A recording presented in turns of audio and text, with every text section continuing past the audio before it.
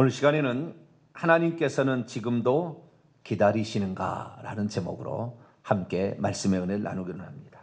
오늘도 거룩한 주일에 주님을 예배하는 날 여러분들 하나님께서 축복하십니다. 예배를 통하여 하나님 말씀하시고 우리의 영혼에 새로운 생명의 양식을 공급할 때 우리의 영혼이 새 힘을 얻고 한 주간을 승리할 줄로 믿습니다. 말씀이 여러분의 귀한 나침판이 되고 인도자가 될 수 있게 되기를 간절히 바랍니다. 오늘은 이 대강절 셋째 주일입니다. 대강절 대림절, 기다릴 때죠. 오실강 내릴강 이말 임자를 써서 대강절 대림절입니다. 주님의 오심을 기다리는 거죠. 기다리는 것, 그것이 바로 인생이 아닌가라는 생각이 좀 듭니다. 파수꾼은 동터오는 새벽을 기다립니다. 컴컴해서 아군과 적군을 구별하기 어렵기 때문이죠. 산통이 주기적으로 오는 여인은 아기의 출산을 기다립니다. 하루 종일 포도원에 나가 뜨거운 떼약볕에 일하는 일꾼들은 해질녘이 오기를 기다립니다. 왜냐하면 그때 품삯이 주어진다는 것을 알기 때문이죠. 씨를 뿌려놓은 농부들은 이른 비와 늦은 비를 기다립니다. 아무리 힘쓰게 농사를 지어 놓았어도 비가 오지 아니하면 싹이 나오지 아니하고 소출할 수 없기 때문입니다. 결혼식 날짜를 정해놓은 예비 신랑 신부는 어서 속히 결혼식 날이 오기를 기다립니다. 또한 예수님을 믿는다는 이유 하나 때문에 너무나 핍박에 시달려온 사람은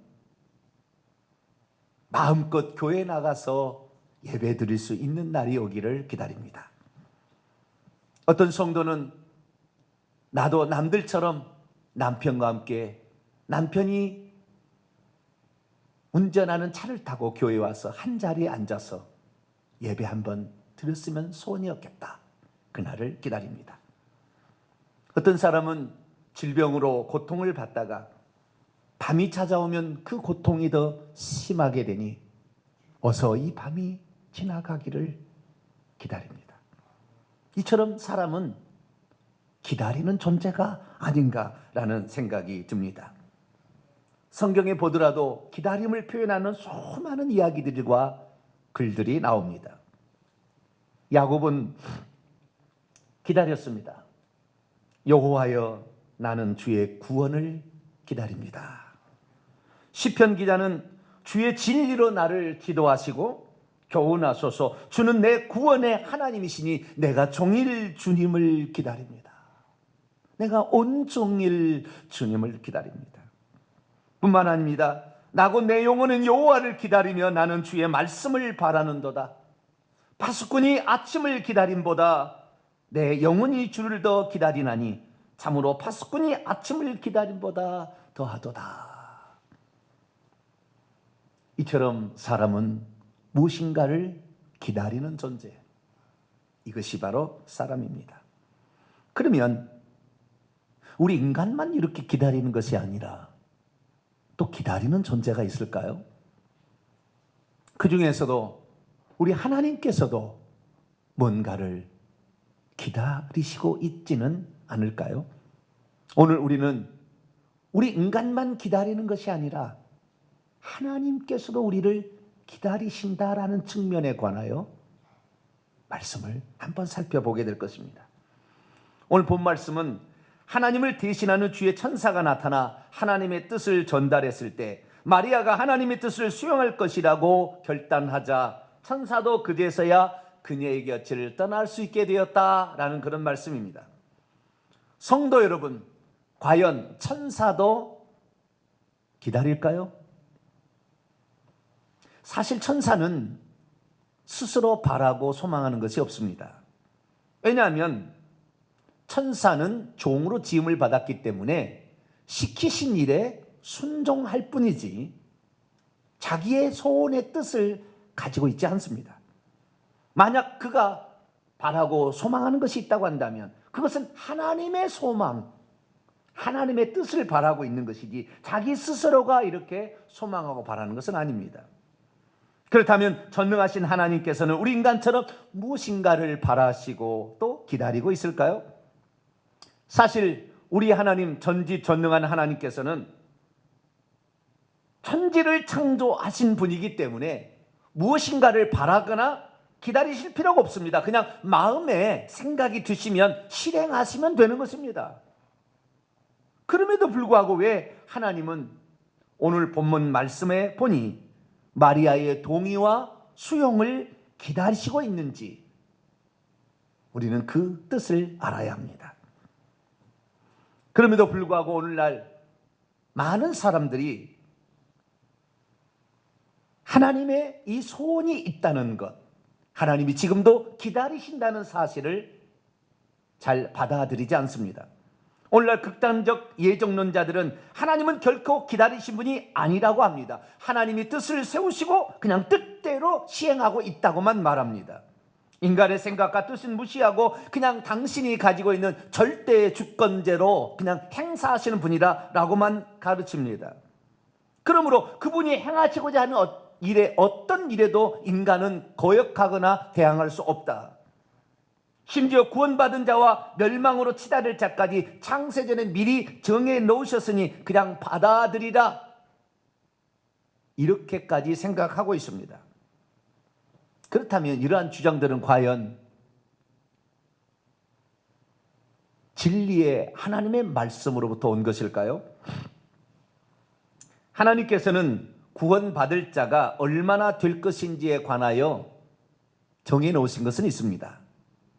왜냐하면 순교자의 숫자가 찰 때 주님이 오실 거라고 말씀하셨기 때문에 구원받을 자가 잔치상에 오지 않았을 때에 그 구원받은 자가 잔치 자리에 참여할 때까지 사람을 불러오라고 하는 것을 보면 천국에 들어갈 자가 정해져 있는 것 같습니다. 얼마나 될는지는. 그러나 그 천국에 들어갈 자가 아무개라고 정해놓지는 않았습니다. 예수 그리스도를 믿고 회개하여서 하나님의 뜻을 따르는 자를 구원하기로 예정해 놓은 것이지 어떤 개인의 정병진이라는 이름을 구원하기로 예정하는 것은 없습니다. 뿐만 아니라 천국에 들어갈 수 있는 방법조차 하나님께서는 미리 정해 놓으셨습니다. 그것은 그리스도 안에서 그리스도를 통하여 이 두 가지 방법으로 우리를 구원하시겠다고 정해 놓으셨습니다. 그렇지만 구원받을 이 공동체 내에 누가 과연 들어가게 될 것인가, 이것은 정해지지 않았습니다. 예수 그리스도를 낳게 될 자가 예정되어 있었으나 그 낳을 자가 마리아라고 예정되어 있지 않았습니다. 예수 그리스도를 팔 자가 예정되어 있었지만 예수 그리스도를 팔 자가 가룟 유다라고 예정되어 있지는 않았습니다. 하나님은 오늘도 누가 개인적으로 천국에 들어갈 것인가는 정해놓지 아니하시고 하나님의 그 뜻과 그리고 방법까지도 다 이해한 채 그 주님의 구원을 바라고 소망하는 자를 구원하시기로 작정하셨으니 오늘도 그런 자가 생성되기를 기다리고 계시는 거죠. 하나님은 천국을 확실히 준비해 놓고 거기에 들을 모든 자들을 지금도 초청하고 계십니다. 모든 준비는 다 해놓으셨지만 구원받지 못하는 것은 우리가 그 하나님의 준비는 잔치자리에 들어가지 않겠다고 하는 바람에 구원 얻지 못하는 것이지 하나님에게 문제가 있는 것은 아닙니다. 주님 말씀하십니다. 이에 종들에게 이르되 혼인잔치는 준비되었으나 초청받은 채 있는 사람들은 아직도 합당하지 아니하니 내 거리길에 계속 가서 사람들을 만나는 대로 혼인잔치에 초청하여 오라, 이렇게 말하고 있습니다. 그러므로 이 모든 것을 다 준비해 놓으시고 우리를 구원하시려고 하나님은 우리를 초청하고 있는 것이죠. 가장 중요한 일은 우리가 그 잔치에 참여하겠다고 결정하는 결단에 있습니다. 하나님께서는 모든 것을 준비해 놓으시고 오늘도 우리를 그 구원의 자리에 들어오기를 바라시고 또 기다리고 있는 것이죠. 그러나 대부분의 오늘 기독교인들은 어떻게 생각하느냐? 절대의 주권을 가지신 하나님께서 모든 것을 다 결정해 놓고 우리에게 순종하기만을 강요한다, 이런 생각을 갖고 있는 것이죠. 그러나 그렇지 않습니다. 하나님은 그런 분이 아닙니다. 하나님은 강제해서 뭔가를 이끌어가는 것이 아니라 모든 것을 준비해 놓았지만 그것을 받아들일 수 있도록 오늘도 우리에게 노크를 하신다, 그 말이에요. 마음의 문을 열 수 있도록 노크를 하고 계신다, 그 말이죠. 오늘도 우리는 그 하나님의 노크에 응답하시게 되기를, 문을 열어주게 되시기를 축원합니다. 오늘 본 말씀은 BC 6년경 예수께서 임신되기 직전에 천사 가브리엘이 갈릴리 나사렛에 사는 처녀, 다윗의 자손인 요셉과 정원한 채 있는 그 소녀에게 하나님의 뜻을 전달하는 과정에 있었던 이야기입니다. 그러나 천사는 자신의 뜻을 그녀에게 전달하지 않습니다. 하나님의 뜻을 그녀에게 전달할 뿐입니다. 하나님이 시키시지 않는 것까지 천사가 행하지는 않는 것이죠. 천사는 하나님이 시키신 일에 충성할 뿐입니다. 특히 가브리엘 천사는 하나님의 최측근으로서 하나님 나라에서 가장 중요한 일을 수행하는 천사인데, 그 천사가 그녀에게 찾아가 하나님께서 그녀에게 바라시는 것이 무엇인지를 그녀에게 전해주라고 했을 때, 이 천사가 하나님의 뜻을 그녀에게 전달해 줍니다. 그래서 하나님께서도 그녀가 하나님의 뜻을 받아들이기를 기다리고 계셨습니다. 믿음이 없으면 하나님께서 우리의 수용과 결단을 기다리고 있다는 것을 전혀 알아채지 못합니다. 믿음이 없으면 우리 인간은 하나님의 꼭두각시에 불과하다고 생각합니다. 믿음이 없으면 우리 인간은 아무 결정권이 없다고 생각합니다. 믿음이 없으면 하나님께서 결정하는 것을 우리가 선택할 뿐이라고 생각합니다. 믿음이 없으면 우리가 하나님의 종, 노예라고 생각합니다. 믿음이 없으면 하나님께서 얼마나 우리의 수용과 결단을 기다리고 계신지 알지 못합니다. 믿음이 없으면 사람만 기다릴 뿐 하나님은 기다리지 않는다고 생각합니다. 그러나 성경은 어떻게 말씀하고 있습니까? 그러나 여호와께서 기다리시나니 이는 너희에게 은혜를 베풀려 하시며 일어나시리니 이는 너희를 긍휼히 여기려 하심이라. 하나님이 우리를 기다리신다고 분명하게 우리에게 말씀하고 있는 것입니다. 예수 그리스도께서도 요한계시록 3장 20절에 내가 문 밖에 서서 기다리노니 너희 마음의 문을 열면 내가 너에게로 들어가고 싶다라고 기다리시는 하나님으로 분명하게 표현하고 있습니다. 그러면 왜 그분은 기다리십니까? 그렇게 함으로써 하나님께서 우리에게 은혜를 베풀어 주시고 우리에게 긍휼을 베풀어 주시기를 원하시기 때문에 강제하지 아니하시고 우리가 마음의 문을 열고 우리 자신 속으로 주님을 모셔드리기를 하나님은 기다리고 계시는 거죠. 사실 우리 인간 말고 하나님께서는 다른 어떤 존재를 기다려주지는 않습니다. 천사는 인간보다도 훨씬 뛰어나고 유능한 존재입니다. 그러나 천사의 순종을 하나님이 기다려주지는 않습니다. 만약 천사가 순종하지 않는다면 즉결 심판해서 하늘에서 쫓아버립니다. 비록 자유의지를 가진 존재로 천사가 지음을 받았지만 하나님의 말씀에 순종할 때 그 주의를 지킬 수 있도록 하나님이 만들어 놓으셨기 때문이죠. 그 주의를 지킬 수 있는 것이란 하나님의 말씀에 순종할 때만 천국에서 살 수 있다 그 말입니다.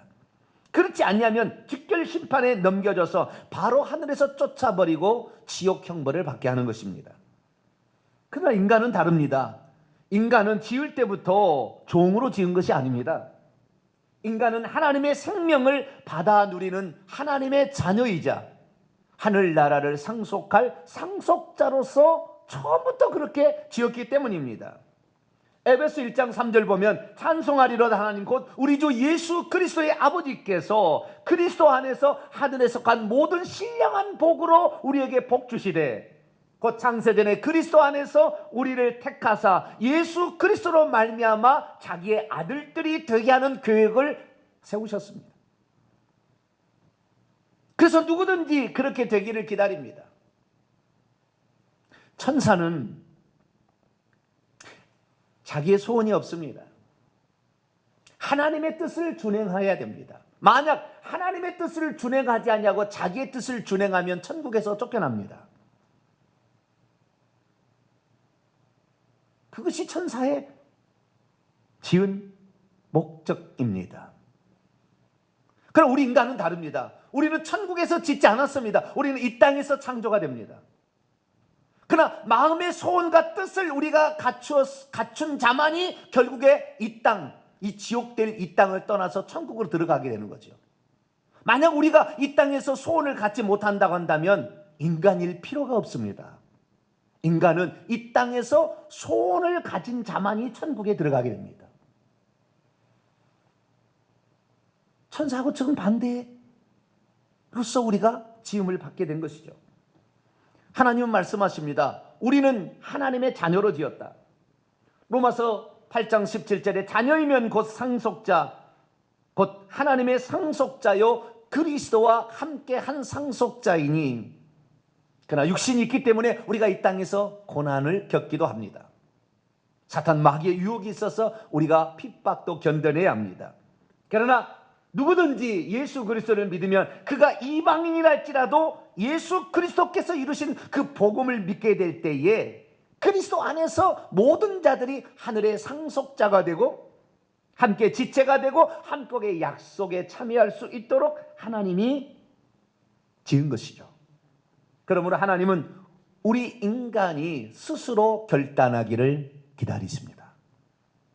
우리의 선택을 기다리는 거죠. 아니, 정확히 말하자면 하나님께서는 지금도 우리가 하나님의 뜻에 협력하기를 기다리고 계시는 것입니다. 사실 하나님은 우리의 협력 없이도 얼마든지 당신의 일을 할 수 있는 전능자이시만 그래도 우리의 협력을 기다리십니다. 그렇다면 하나님은 대체 우리에게 무엇을 기다리고 있을 것일까? 성경을 보게 되면 하나님은 세 가지 것을 기다리고 있습니다.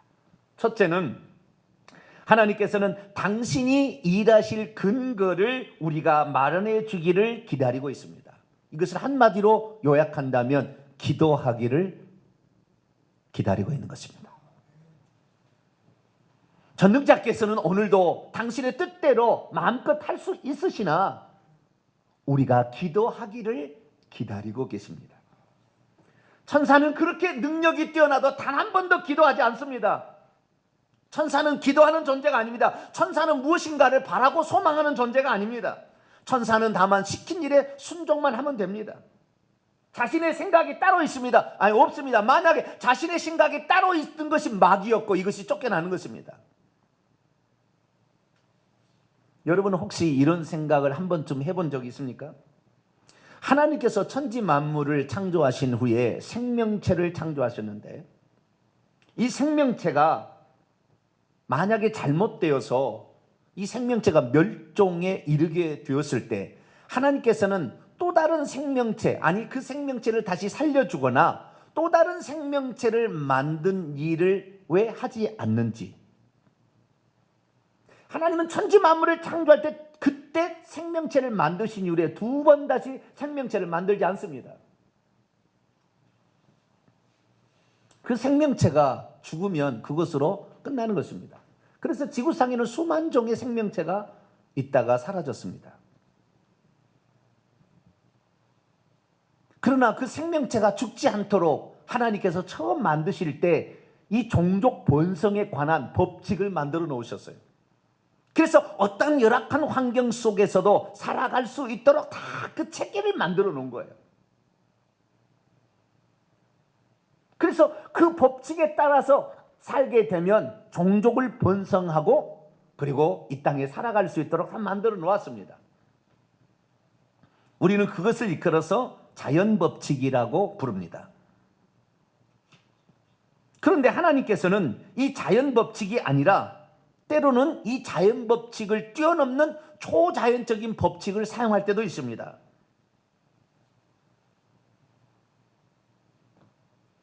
하나님은 모든 것을 처음에 지으신 후에 그 법칙대로 운전하고 계시지만 때로는 그 법칙 위에 또 다른 법칙을 하나 쓰게 되는데 그것은 좀처럼 쓰지 않는 법칙입니다. 그런데 그것을 쓸 수 있는 유일한 한 가지 방법이 있는데 그것은 뭐냐면 우리가 하나님께 요청할 때, 기도할 때에 하나님께서는 그 요청에 응답해 주심으로 자연 법칙에 어긋나지만 하나님은 인간의 기도를 자연 법칙 위에 두셨습니다. 하나님의 자녀라고. 그래서 하나님의 자녀가 하나님께 요청하게 될 때는 자연 법칙 위에 그 일이 일어나도록 해버린 거예요. 문둥병자 절대 고침 받을 수 없습니다. 그러나 주여 나의 병을 고쳐주소서 하면은 하나님께서 병을 고쳐주는 거예요. 사람이 죽으면, 모든 동물은 죽으면 그대로 끝입니다. 다시 살려주지 않습니다. 다나의 생명체도 동물도 살려주지 않았지만 사람은 살려달라고 요청하면 하나님이 살려주신 거예요. 이건 자연 법칙을 초월하는 또 다른 법칙인데 이것은 오직 단 한 가지 우리가 기도할 때, 요청할 때 가능하다고 하나님이 법으로 정해놨어요. 그럼에도 불구하고 우리 성도들은 기도하지 않습니다. 자연 법칙을 초월해서 역사하는 그 방법이 우리에게 있음에도 불구하고 기도하러 와라? 한 번도 안 나와. 기도하자. 기도 안 해도 살겠거든. 우리는 육신의 필요만을 위해 산다면 열심히 살아가면 됩니다. 그러나 우리는 천국에 들어가기를 힘써야 되는 것이죠. 이것이 우리의 소원의 끝입니다.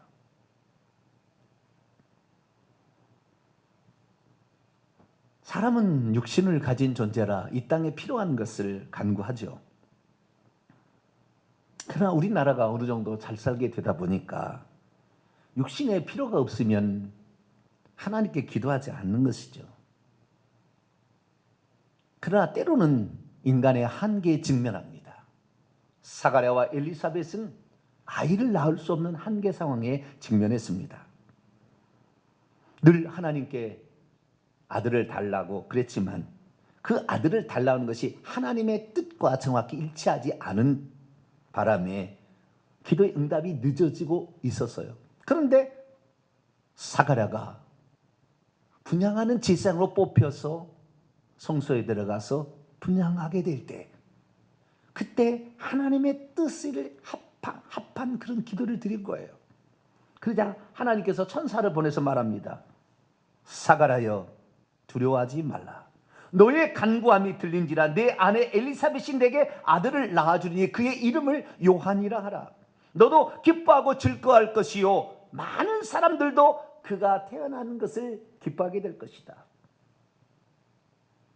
왜요? 그가 메시아를 인도할 선구자로서 쓰임 받게 될 것인데 이것이 바로 하나님의 뜻인데 이것이 너희들이 지금 간구하기 때문에 이루어진다. 그 전에 이런 간구가 없었다는 거잖아요. 초월, 인간의 한계를 초월하는 것, 이런 것을 기적이라 하는데 이런 기적이 우리가 하나님의 요청할 때 인간의 요청만이 하나님이 받아주시는 요청이 된다. 천사는 요청할 수 없어요. 천사가 요청하면 즉시 하늘에서 쫓겨나는 거예요. 저와 여러분은 기도할 수 있게 되기를 축원합니다. 지금까지 너희가 내 이름으로 아무것도 구하지 아니하였으나 구하라 그리하면 받으리니 너희 기쁨이 충만하리라. 여러분 기도할 수 있게 되기를 축원합니다. 하나님은 뭘 기다리느냐? 너희들이 기도하기를 기다리고 있다 그 말이에요. 단지 육신의 필요가 아니라 천국에 들어가서 하늘의 상속자라 하늘나라를 상속할 자가 되도록 하기 위해서 주여 그렇게 되도록 나를 이끌어달라고 기도하는 것을 하나님이 기다리고 계신다고요. 두 번째, 하나님이 뭘 기다리십니까? 하나님은 우리를 향한 하나님의 뜻과 말씀을 우리가 받아들이기를, 수용하기를 기다리십니다. 사실 인생을 향한 가장 좋은 길은 하나님이 더 잘 아십니다. 하나님은 우리를 향한 가장 좋은 길을 예비해 놓으시고 우리가 그것을 수용하기를 기다리십니다.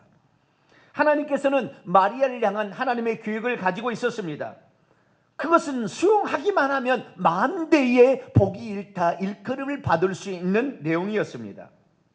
그것은 그녀가 메시아를 낳음으로 인하여 이 땅에 구원자가 세상에 들어오게 하는 통로의 역할을 감당하시는 것이죠. 사실 하나님께서 만세전에 마리아가 예수님을 낳을 것이라고 전혀 예정해 놓지 않았습니다. 하나님께서는 분명한 것은 그리스도 안에서 그리스도를 통하여 우리를 구원하시겠다고 예정해 놓은 것이지, 마리아를 통해서 예수님을 낳겠다고 예정해 놓지는 않았어요. 그런데 점차 하나님은 당신이 약속을 하셨어요. 인간이 믿지 못할 거니까. 그래서 약속을 해놔야 그 약속이 성취되면 그것을 믿을 거 아니에요? 그래서 하나씩 둘씩 예언하기 시작합니다. 특히 그 결론, 그 메시아의 약속의 가장 하이라이트는 아브라함과 다윗의 자손으로 메시아를 보내주시겠다고 한 약속입니다. 왜 그랬을까요? 사도 바울이 이런 얘기를 합니다. 비시대 안독에 가서 전도를 한 중에 하나님께서 사울왕을 패하시고 다윗을 왕으로 세우신 일이 있었는데, 이때 하나님이 당신의 마음을 얘기했어요. 당신의 마음을 뭐라고 얘기했냐면, 내가 이새의 아들 다윗을 만나니 원문은 찾아내었다, 휘리스과 찾아내었다. 우연히 만난 게 아니라 온스, 그냥 우연히 어떻게 만난 게 아니에요. 일부러 찾아내었는데, 왜냐하면 그가 내 마음에 맞는 사람이기 때문이다. 그래서 내 뜻을 그 사람을 통하여 이루겠노라. 그래서 하나님이 약속하신 대로 이 사람의 씨에서 이스라엘을 위하여 구주가 태어나게 하셨는데, 그분이 그리스도, 주 예수 그리스도. 할렐루야.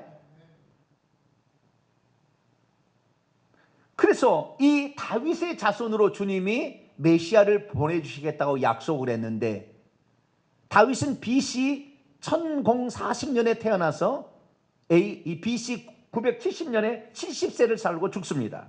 다시 말해서 BC 예수님이 태어나기 1000년 전의 사람이에요. 그런데 이 다윗의 이후에 첫째는 기도하는 사람이 없었어요. 메시아를 보내달라고. 그러니 하나님이 뜻을 이루고 싶어도 이룰 수가 없었어요. 뿐만 아니라 다윗 이후로 약 1000년 동안 메시아를 낳을 수 있는 적임자가 나타나지 않았어요. 기도가 부족했던 거예요. 그러나 예수 그리스도께서 태어나기 400년 전부터 이스라엘 나라는 칠흑 같은 어둠이 왔어요. 예언자가 사라지고 칠흑 같은 어둠에, 이사야 9장 말씀에 흑암에 앉은 백성이 나중에 큰 빛을 보는도다. 완전 흑암에 쌓여 있었어요. 그러자 모든 사람들이 마태복음 2장의 동방박사의 경배를 보면은 얼마나 메시아를 바라고 있었는지 바로 알아서 얘기해 줍니다. 메시아는 베들레헴에 태어날 것이요.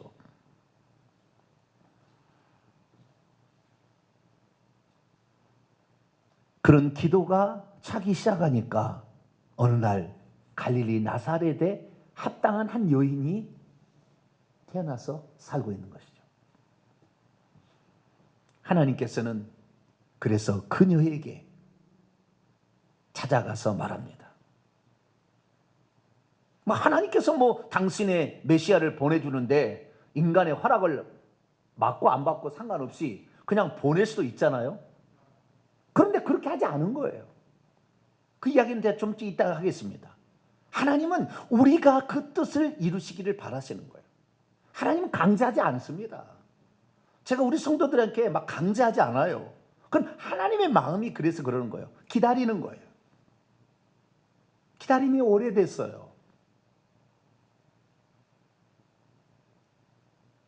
그 하나님이 그러기 때문에 그래요. 율법적으로 할 수도 있어요. 그러나 되도록이면 기다리려고 그래요. 왜요? 하나님께서도 그렇게 하셨잖아요. 마리아에게 강제로 너 아들을 낳아. 그건 너야. 하나님의 내 뜻이야.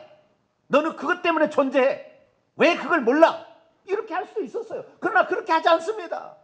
천사를 보내서 당신이 나올 수 있는 가장 적합한 적임자인데 그 뜻을 받아들이시겠습니까? 라고 천사에 가서 물어보게 한다 그 말이에요. 여인은 천천히 얘기를 들어봤어요. 그리고는 결론적으로 이렇게 갑니다. 주의 여정이오니 당신의 말씀대로 내게 이루어지기를 원하나이다. 그녀가 수용하게 된 것이죠.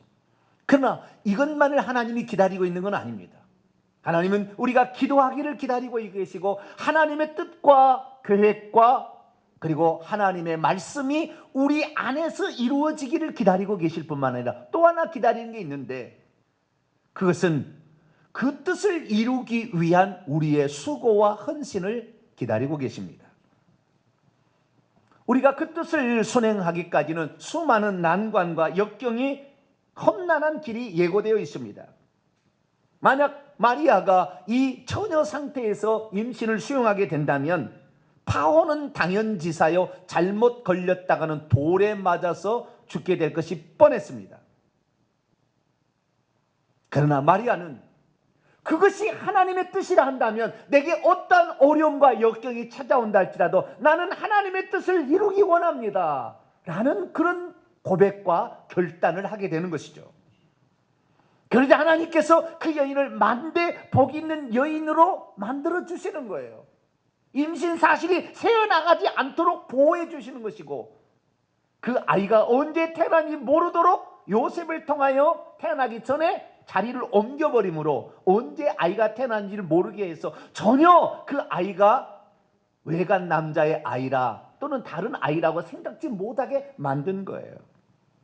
처녀가 잉태했다는 것을 완전히 숨길 수 있었던 거죠.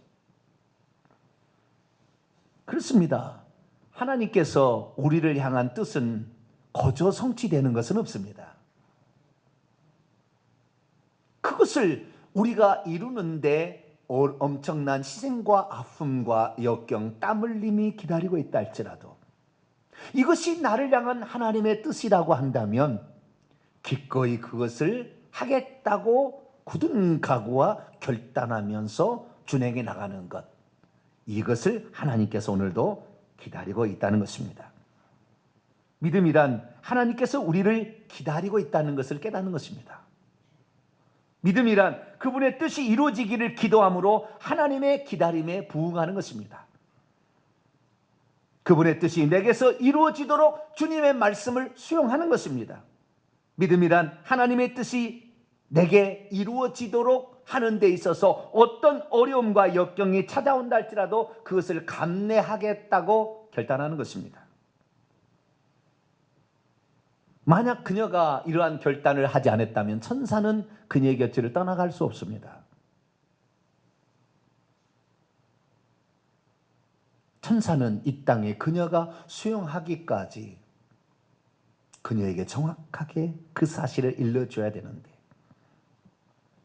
아마 마리아에게 이런 얘기를 하게 될 때 가장 가슴이 조마조마하신 분이 하나님이 아니겠는가 생각을 해보았어요.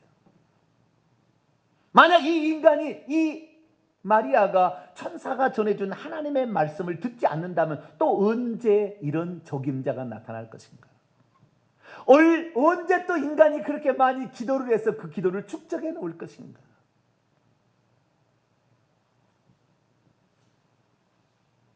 그 마리아가 자기가 적임자임에도 불구하고 나는 그것을 못하겠다.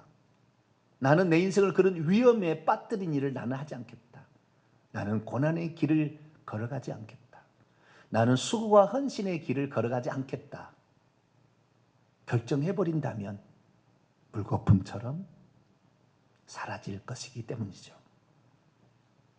그러나 마리아는 하나님의 뜻을 들었을 때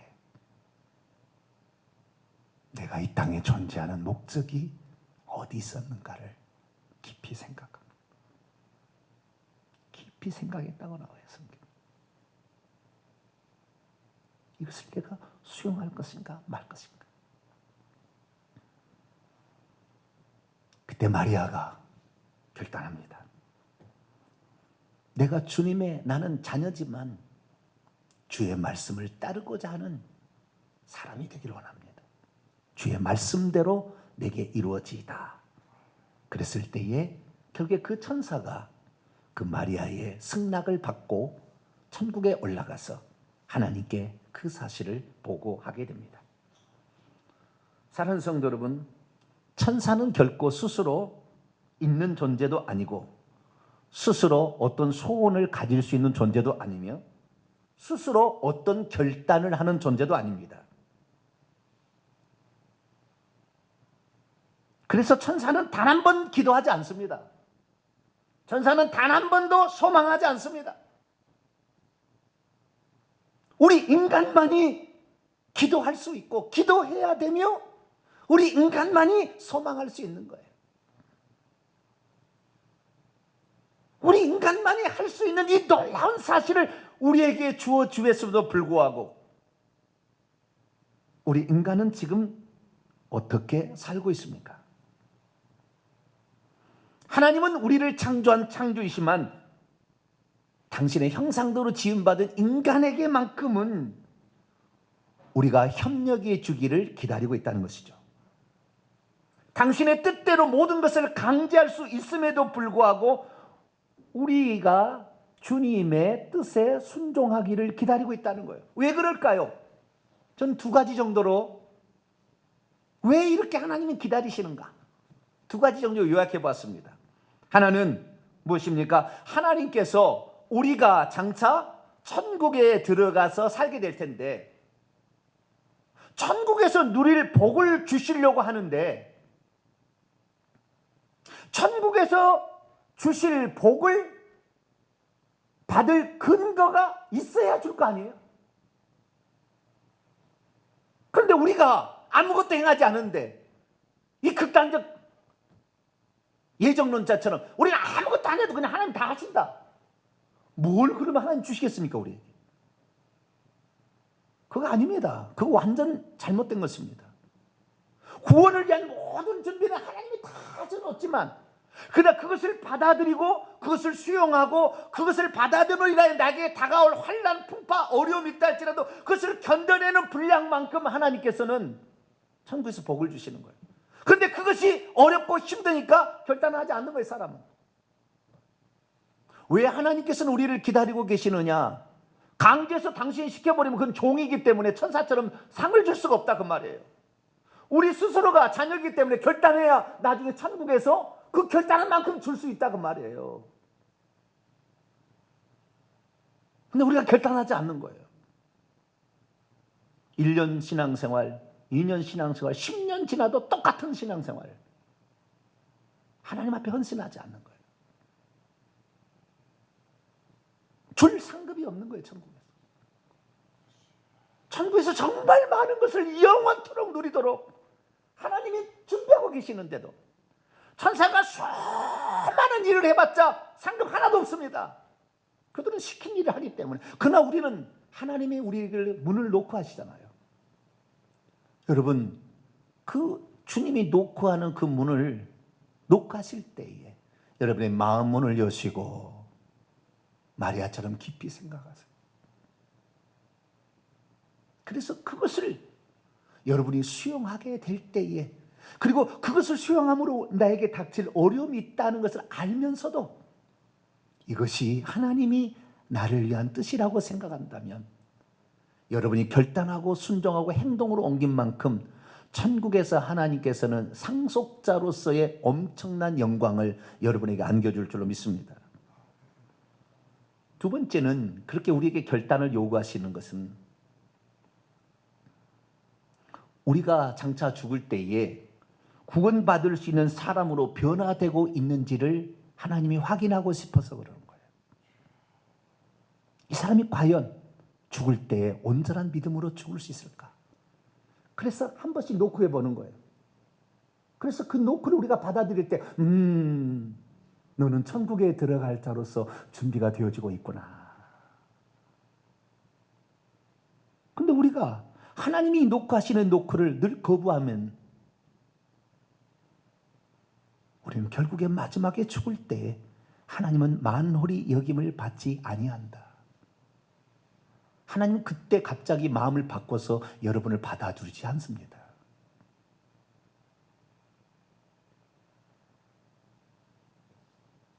제가 서두에도 말씀했지 않습니까? 천사는 천국에서 지어졌어요. 그러나 그들은 기도하거나 소원이 없어요. 그들은 시키신 일만, 하나님이 시키신 일만 순종하면 됩니다. 그러면 천국에서 영원히 살 수 있어요. 만약에 자기의 뜻을 품는다든가 자기의 생각을 따로 가지면 쫓겨나는 거예요. 이게 사탄이에요. 그럼 우리 인간은 이 땅에서 지어졌어요. 이 땅은 나중에 지옥이 될 겁니다. 어찌 이 땅을 탈출해야 됩니다. 그래서 우리 인간이 가져야 될 가장 큰 소망은 천국에 들어가기를 바라고 소망해야 되는 거예요. 천국에 들어갈 수 있기를 우리는 기도해야 되는 거예요. 천국에 들어갈 수 있도록 우리가 그 마음이 변치 않도록 하기 위해서 오늘 우리에게 주어진 일에 우리가 결단하면서 그 뜻이 있다는 것을 계속 품어가야 되는 거예요. 그것이 내가 이것을 선택할 때 어려움이 찾아온다 할지라도 하나님의 뜻이라 한다면 내가 이것을 한번 감당해 보겠습니다 하는 그런 마음을 갖는 거예요. 그래서 그것을 행할 때 하나님께서는 너는 천국에 들어가기에 준비하고 있구나. 너는 이 땅에서 영원히 살려고 하는 것이 아니라 너는 나를 바라고 있구나. 이 땅에서 그래서 인간으로 태어났는데 소망이 없고 바라는 것이 없고 천국에 대한 소망이 없다고 한다면 이 사람은 인간이 아닙니다. 인간이기를 거부한 거예요. 이걸 모르는 사람이 이 땅에 남겨지는 거예요. 저와 여러분은 천국에 들어가기를 소망하시기를 축원합니다. 하나님은 그렇게 되기를 기다리고 계신다 그 말이 모든 사람에게 다 준비해놓고 우리의 결단이 필요한 것이죠. 사랑하는 성도 여러분, 하나님은 우리를 복받기를 원합니다. 하나님 우리가 구원받기를 원하나 하나님에게 문제가 있어서 우리가 복을 못 받는 것이 아니라 하나님에게 문제가 있어서 우리가 구원을 받지 못하는 게 아니라 하나님은 우리가 구원받을 수 있는 모든 준비를 완벽하게 잔치를 준비해놓고 초청하고 계신다 그 말이에요. 우리가 그 잔치에 안 들어가려고 거부하기 때문에 안 되는 거예요. 그러나 그것을 바라는 것이 인간이다. 그것을 바랄 수 있도록 성취할 수 있도록 만든 메커니즘이 기도다. 여러분 기도하시기 바랍니다. 소망을 품으시기 바랍니다. 그리고 그 소망을 이룬데 어떠한 어려움이 온다 할지라도 나는 이 길을 가리라 결단하고 나갈 때 천국에서 그만큼 여러분의 영광으로 하늘의 상속자가 누릴 위대한 위협으로 여러분과 함께 할 줄로 믿습니다. 거룩하신 하나님, 얼마나 많은 인간이 이 땅에 왜 살아